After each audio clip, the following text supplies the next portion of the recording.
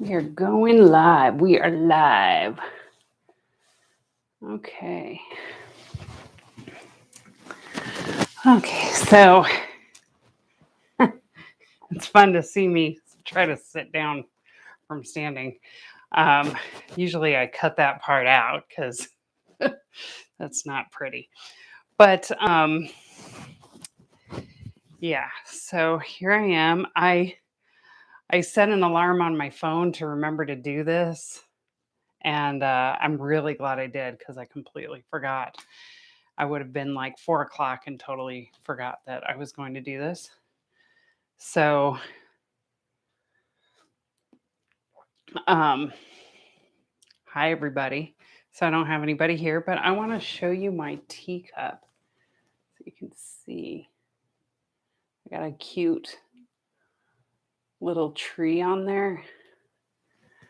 I got this a long time ago, and I even have had teacups since. And then I went back to it because it's a double-walled, nice little teacup. Not selling it or anything, just like it, think it's cool. So today we are going to talk about three-part breathing. So three-part breathing. So yesterday we did Ujjayi breath, and we just did the ocean sound. So three-part breathing. There's no ocean sound happening.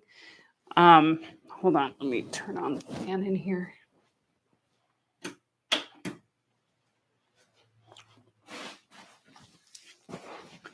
See, I can sit down more graceful. Anyway, so three-part breathing is really just focusing on the breath coming in and the breath coming out. This is an extremely relaxing breath. So it's great for calming the body, calming the mind. All pranayama does some sort of calming of the mind, I would say. But this one is particularly calming. It's probably the most calming breath. Now, a lot of times I've seen people say, don't teach, if somebody has trauma, don't teach them deep breathing. It can be traumatic. Well, I get that because if you're breathing really heavily in a stressful situation, you can actually induce a panic attack. So we don't want to do that. What you don't want to think about three-part breath is particularly that it's deep, though it can be. What you want to think about it as being slow. So you're slowing the breath, not deepening the breath. And you're not deepening the breath into the chest, you're deepening it lower. So don't think about a panic breath. If you're doing breath of fire, that can actually induce a panic attack in some people. So we don't want to do that. If breathing deeply makes you feel uncomfortable, then throw away deepness and go for slowness. And it will feel a lot different. So you don't have to try to fill your lungs per se. You're just, even though we do have the stomach lift and the chest lift, it's just air coming into the lungs. So you just think about air taking space, air leaving space, air taking space, air leaving space. You only fill these parts of your body up as much as you would like. You can deep breathe even when you pull your belly in. If you pull your belly in, you can deep breathe and still keep the belly in. You don't need your belly involved in the breath to make it to make a breath deep. But using the belly in the breath helps you make more comfortable space for your breath. So today, instead of doing it seated, I'm going to have you do it laying down. And we're going to do this in the most relaxing way. So I want you to think about slow breath with this today as opposed to deep. So we're not going for a deep breath. We're not trying to expand the lung capacity or anything along those lines. What we're trying to do is just lengthen the breath. So we're going to let's take something, anything. You can take a bolster or a pillow and place it under your knees. And I'm putting this blanket under my head. And we're going to go for comfort. If you'd prefer to sit, you can sit. If you need to stay warm, if you're feeling a little chilly, then feel free to just cover yourself with a blanket or something. My room tends to be a little on the warm side, so I don't need one right now.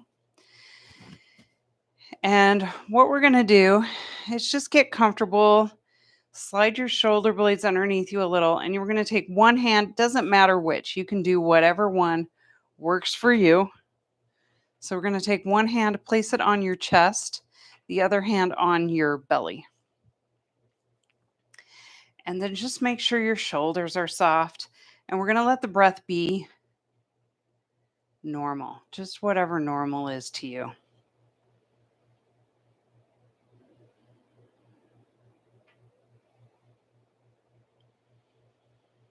We're going to just pay attention to a couple of things so you kind of know a little bit more about your breath.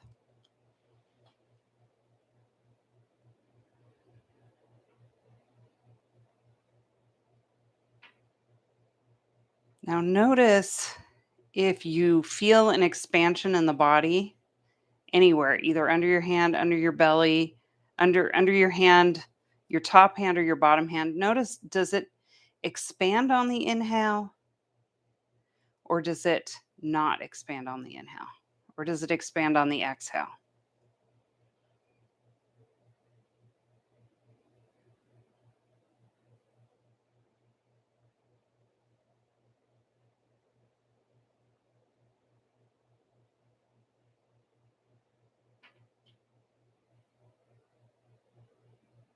Now, when I first started yoga, it seems so strange to me now, but I was what you would call a reverse breather. So when I exhaled, I felt my body expand. And when I inhaled, it didn't expand. So it was this strange disconnect between my body and my breath. And if that's you, you're not alone because I did it myself. It just takes a little bit of practice to learn how to expand on the inhale and soften on the exhale. So it just takes a little bit of connecting with the breath and the body. So when it comes to 3-part breathing, that might be your first order of business, is just to work on learning how to expand as you inhale and soften as you exhale. So let's just start with that. So we're going to think about the hands, letting the breath expand underneath both hands as you inhale and soften as you exhale. So you feel the hands go a little bit down as you exhale, and then feel your body expand under the hands on the inhale.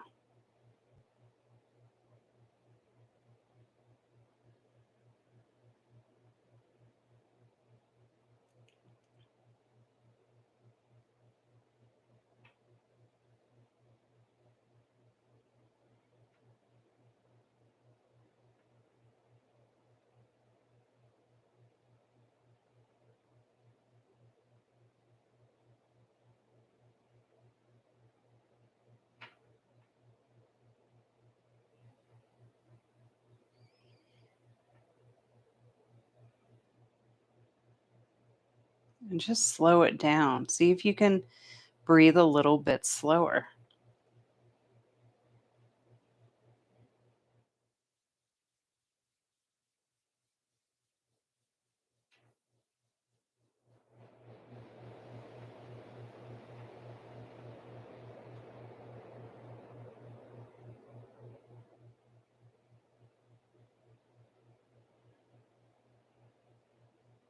Okay, good. So now we're going to now it just changes a little. So as you start to breathe, as you start your inhale, we're going to feel the belly expand first. So you inhale, feel the belly expand. Inhale a little more, feel the chest expand.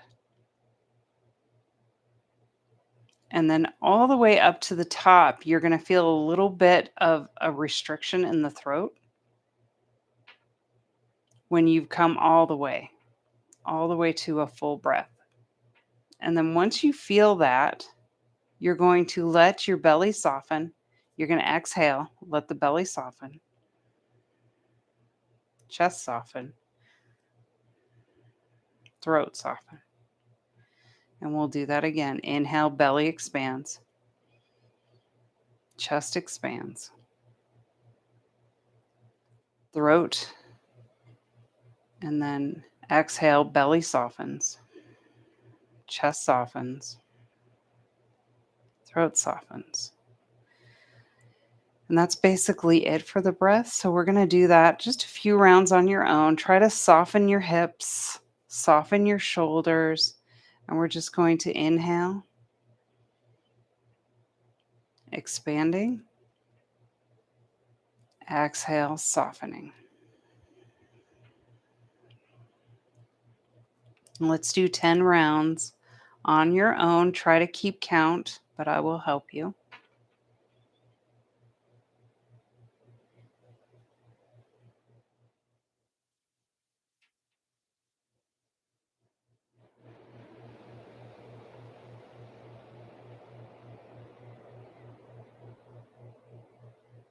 Soften the forehead.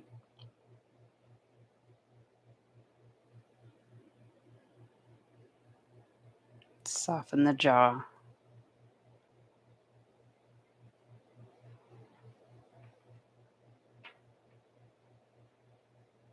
Slow down the breath.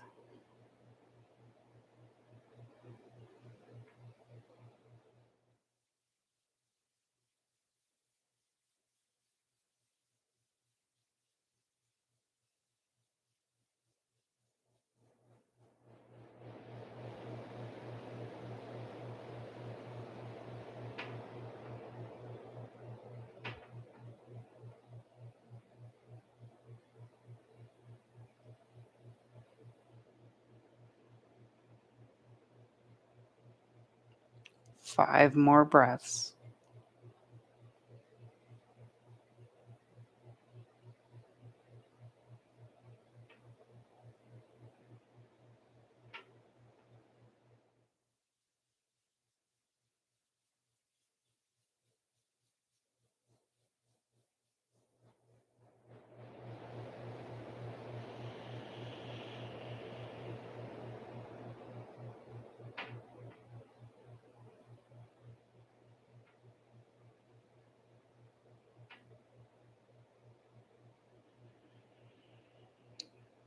Two more.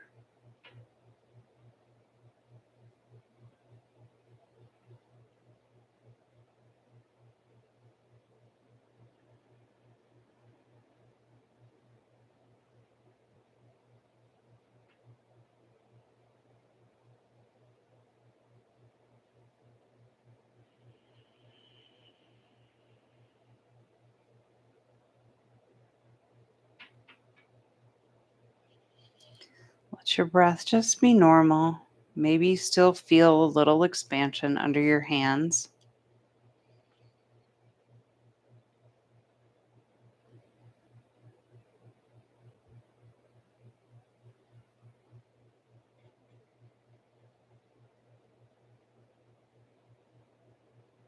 Just notice how calm you feel.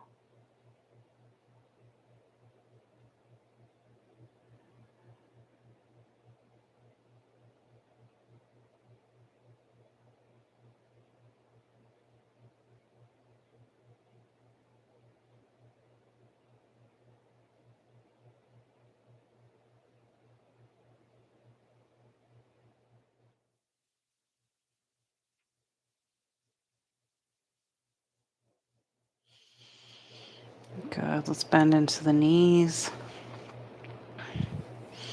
And just come to seated, nice and slow.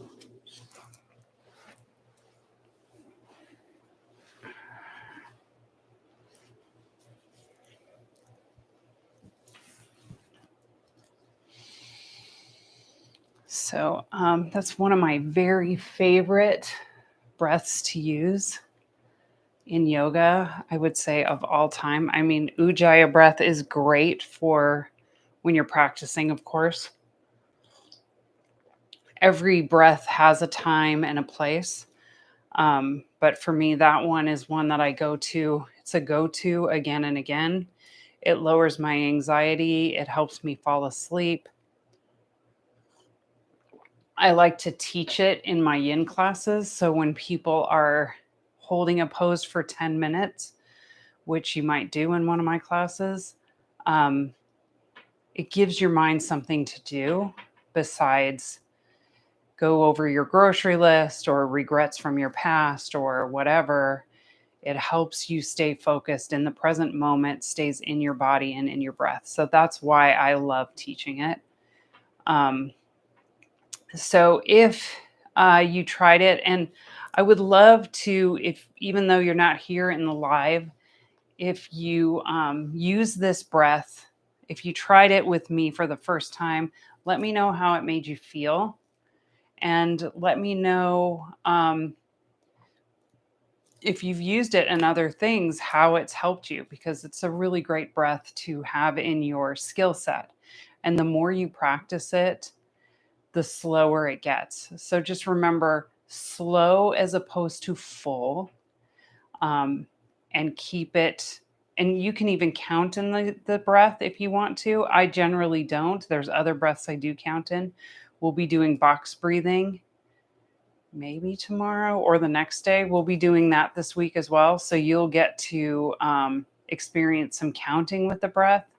And sometimes if my anxiety is really high, doing a counting breath can help really bring me into the present moment, because I need a lot to pull me out of my thoughts. Counting is one of the things that does help with that. So I look forward to doing this tomorrow. So tomorrow I work, and then I'll be coming home and doing this. So we're just going to see how it goes. It's kind of my feel of doing a little bit of teaching every day. So, oh, creator mom. She's here. Hi. Hi. So cool. I'm so glad you got to come here. So, I did the meditation. I don't know if you did it, but if you do go back and do it, I hope you really like it. So tomorrow I will be coming on 3:30 every weekday for the rest of the month. So if you can make some of them, great. If you can make any of them, great. All of them are standalone, so you won't have to have done the previous one to do the next one. So, all right. Bye.